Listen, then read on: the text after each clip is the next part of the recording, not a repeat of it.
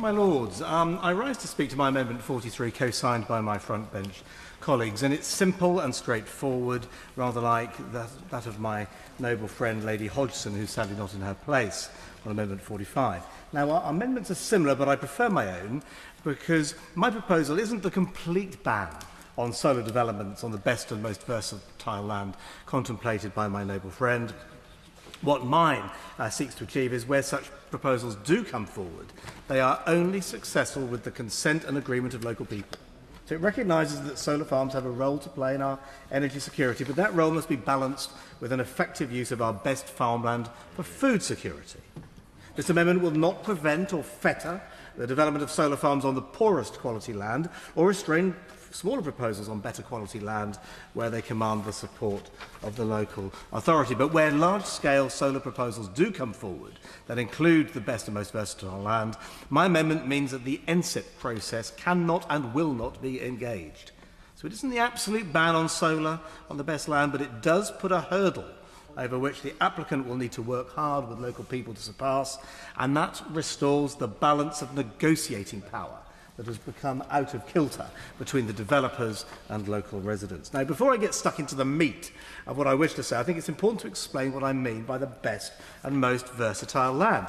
Now, as somebody with a degree in agriculture, it's second nature to me to understand that the process of agricultural land classification, which has been in place since the Harold Wilson government 59 years ago, accurately records the different productive capacities of various fields. Now, I have no desire to embarrass anybody, but after the committee stage, I spoke with a noble baroness on the government benches who had no idea that the productive capacity and cropping of a Grade 1 silt field in Lincolnshire was any difficult to the picturesque north-facing hillside in the Yorkshire Dales. To her, fields were just, well, fields. And I hope I got some learning into her, as we say in Norfolk. Now, how much of this best and most versatile land is there? The library tells me that grades 1, 2 and 3, the best grades, 1, 2 and 3A rather, the best grades, comprise 42% of the cultivated land in Great Britain. By difference, therefore, a substantial majority, 58% of the agricultural land is in the poorer grades 3B, 4 and 5. Now, this would still be available for large-scale solar under my proposal, and 58% is still plenty to go at. It's over 12 Norfolks, or 2.5 Waleses.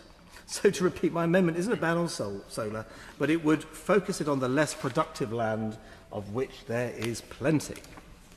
So the amendment seeks to strike the appropriate balance between food and energy security.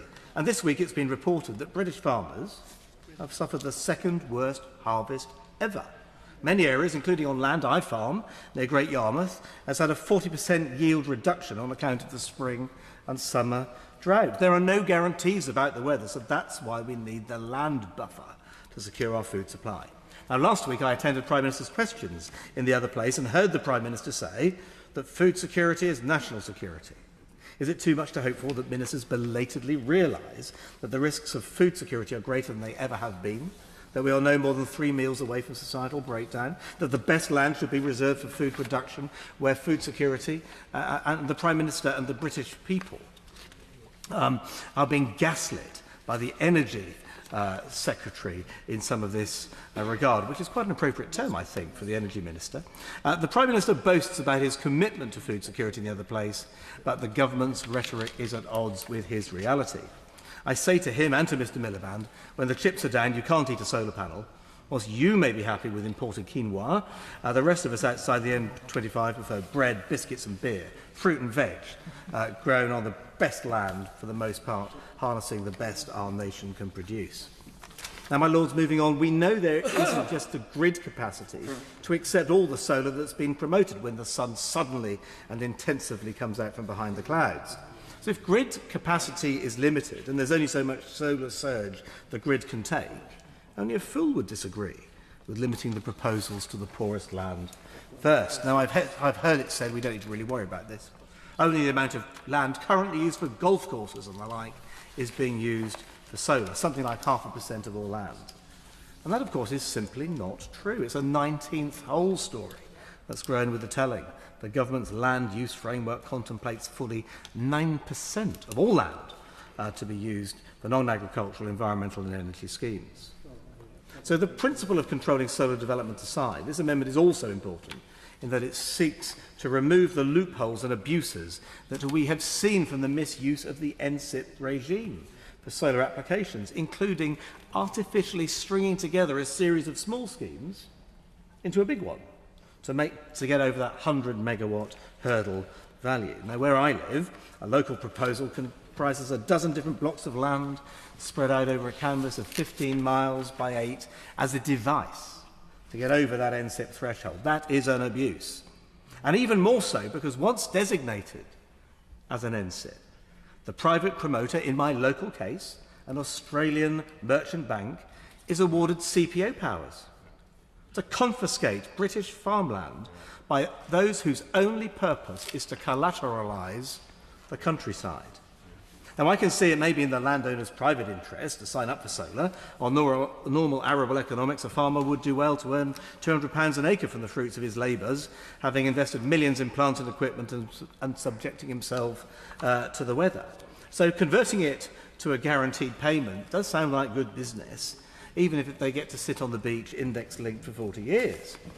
But what this has seen is that landowners of really quite small holdings, which have been aggregated together as part of an NSIP, have given their tenants notice to quit so they can enjoy the inflation-linked payments themselves. Our tenant farmers are the most entrepreneurial growers, not having had the benefit of inheriting land, and we cannot afford to lose their dynamism. And that's what's at stake here. So I attended the public consultation locally for the East Pied proposal, close to me, where I uncovered the surprising statistic, hidden away at the back of binder 10 out of 13, that the total land area in the best and most versatile categories represented 86% of the entire proposal. A further 12% represented the productive land grade B, and only a negligible 3% on the poorest categories. I drew attention to that calculation.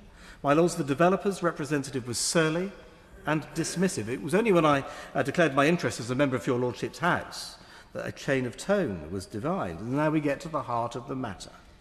I've seen with my own eyes there is little incentive for these developers to tell the truth on large-scale solar over the heads of the little people, because they think that Mr. Miliband will simply rubber-stamp their proposals regardless, without the appropriate level of scrutiny, honesty or integrity. The normal balance of power must be restored. So my amendment will stop these bad behaviours who think that stringing together smaller schemes into big ones will give them a free pass, and it will stamp out the threats of menaces over CPO.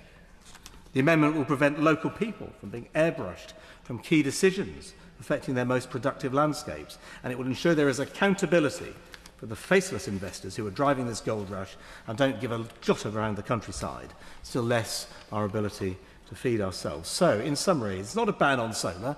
Well over half the land in this country would still be available for it under NSIP, just not the 42% that most reliably feeds us.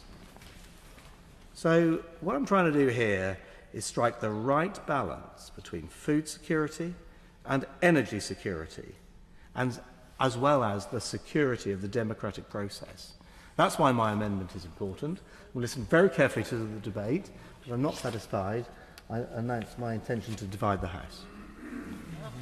And does the noble lord wish to move his amendment? Oh, good. Okay. Not constitute a threat to food security or to British farming, which the government will always champion. Rather, the primary threat to British agriculture comes from the damaging effects of climate change. And the noble Lord Fuller already mentioned the impact on harvest this year. We have to take that into account as well. And I, for one, think Britain should do its part in the global effort to reduce greenhouse gas emissions. My lords, building low-carbon power plants is an essential aspect of this. I hope that the noble Lord and the noble Baroness will note the steps the government has taken to return the decision-making of more solar projects to local authorities and the existing robust provisions for planning authorities to consider impacts on food production, and that they might consider withdrawing their amendments. Well, my lords, and I thank the noble lady for her winding down. I don't intend to relitigate the debate we've just had. It's very late, and it's almost as if the government timetabled to have this debate after hours so the viewers couldn't see it at home. But I think it's a shame, because the viewers would have seen for the first time the Lib Dems' touching concern for the chilling effect on the investment prospects of the international investors for whom they are wearing their hearts on their sleeves. But we've reached a turning point in our nation's story. We've got a choice.